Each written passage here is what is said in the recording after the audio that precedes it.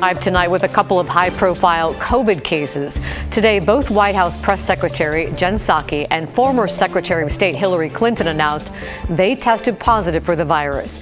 Both say they only have mild symptoms. And what that means is Jen Psaki will not travel with President Biden now on his trip to Europe to meet with NATO leaders. The president, by the way, has tested negative. And according to Hillary, Bill Clinton has also tested negative, though she and the former president are both playing it safe in quarantine. Good evening. Thanks for joining us. I'm David Molko. And I'm Laurel Porter. Those COVID cases serve as a reminder the virus is still around and health officials are watching.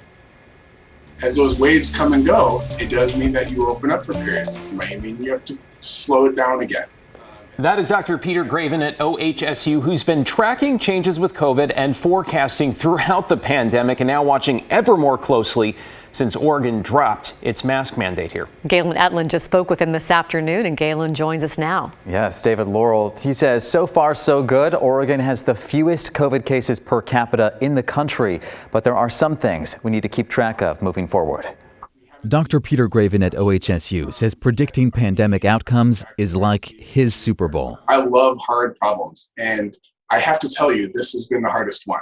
For more than 100 weeks, he has created a COVID forecast for Oregon, analyzing data and dynamics across the globe. Now that the mask mandate is lifted, where do you feel that we're at? Well, so far, we're still following the same path. About a week into Oregon dropping masks, he says cases are steady. Amongst the lowest we've seen. And fewer than 200 COVID patients are in the hospital, a key metric in deciding restrictions. And that starts ticking up. We don't get to play games with whether or not we want to wear a mask or not. Unfortunately, we will run out of beds. But it's early yet to know if there will be a spike. There would be a lag, so I am expecting that there will be some effect. Another concern is the BA.2 variant of COVID's Omicron strain. It's the dominant strain in Europe right now, but so far not causing significant problems. We're not done with the pandemic. Teresa Everson is Deputy Health Director for the Multnomah County Health Department and says the variant is on the radar, but not a problem yet. In areas where we have a lot of immunity, both from vaccination and from an Omicron surge, that they're not really seeing much of an impact. You know, our immunity right now is really high. And that will wane over time. And then we may see infections pick up again. That could mean an ebb and flow of masking again or limited reopening as the virus circulates. Is a strategy that we have to be prepared for. While it appears most people are safe, the remaining concern is for those who are immunocompromised. And as we enter this endemic stage of COVID, a reminder. It's not going away completely. Now, overall, if you're vaccinated and especially if you're boosted, your chances of getting really sick and going to the hospital are much lower. And that's what doctors recommend most. Back to you. Important context there. Thank you, Galen. Let us turn to the war in Ukraine with President Biden preparing to travel to Brussels tomorrow for an emergency summit with NATO leaders. Now, the president will then head to Poland, where more than 2 million Ukrainian refugees have already sought shelter. The president is traveling to Europe to ensure we stay united, to cement our collective resolve, to send a powerful message that we are prepared and committed to this for as long as it takes.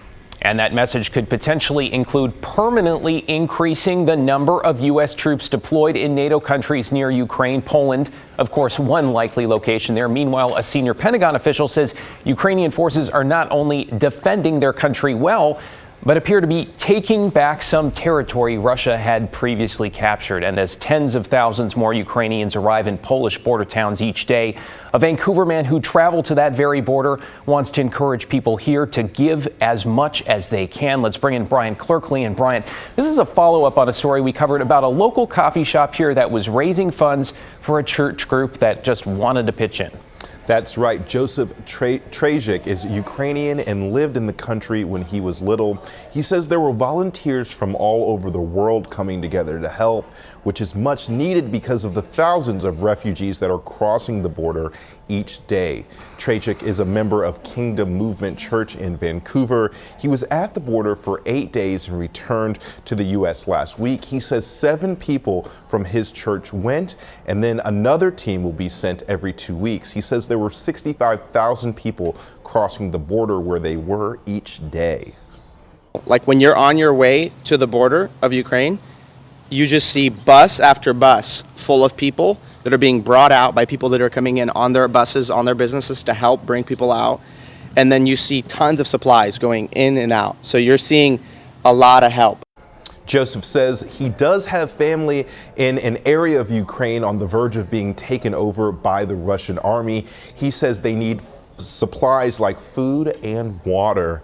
And the church that Joseph is a part of has a fundraiser going on for Ukraine. We have a link posted on our website, kgw.com, if people want to donate. And I know a lot of people do. Thank you, Brian. And here is another way to help. Just recycle your bottles and cans. Oregonians can now donate their refunds from the Bottle Drop program to Ukraine relief efforts. Tonight, Stephen Redlin checks in on how it's going. Oregonians are avid recyclers. Part of our motivation, the 10-cent deposit on many cans and bottles. Cans and bottles add up. Probably 50 cans? Eric Chambers is with the Oregon Beverage Recycling Cooperative. As he brings in his own returns, he's joining other recyclers to help the people of Ukraine. We, like everybody, have been watching the news out of Ukraine, and we wanted to do anything that we could to help. The folks that operate the Bottle Drop Centers will take your recycling dollar donations and get them to the Portland Global Humanitarian Organization, Mercy Corps. They're providing help to the Ukrainian people. If they want to donate their Bottle Drop account funds directly to support Mercy Corps, if they want to donate cans and bottles to support the effort, we'll double those and match their contribution to make it go twice as far. They've got $25,000 to match your can and bottle donations. Within the first 5 hours, they raised over $2,500. With the match, that's $5,000. Right now, the Mercy Corps personnel in Romania, Poland, and Ukraine can feel the intensity of the conflict. So they're not sleeping all night. There are air raid sirens. They're getting text messages alerts to take precautions. Mercy Corps has 12 members on the ground so far and have set up many local contacts to help.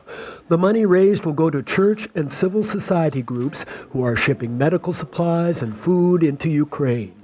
One of their partners in Romania is shipping supplies to a monastery in Ukraine that's housing an orphanage and a hospital. To get urgently needed food, medicine, water to people who are caught in the crossfires of this conflict. They also work to provide information on where to access services like meals, transportation, and legal assistance. Getting some sort of relief all the way out here in Oregon. That'd be cool. Russia's doing a really bad thing of taking over a state that doesn't want to be a part of Russia. Everyone has bottles, and so everyone's coming to a bottle drop or giving them to their neighbors or someone who needs them. Do a little bit here in Oregon and get creative with our bottle bill and our cans and bottles to help meet their needs right now. I'm Stephen Redlin, KGW News.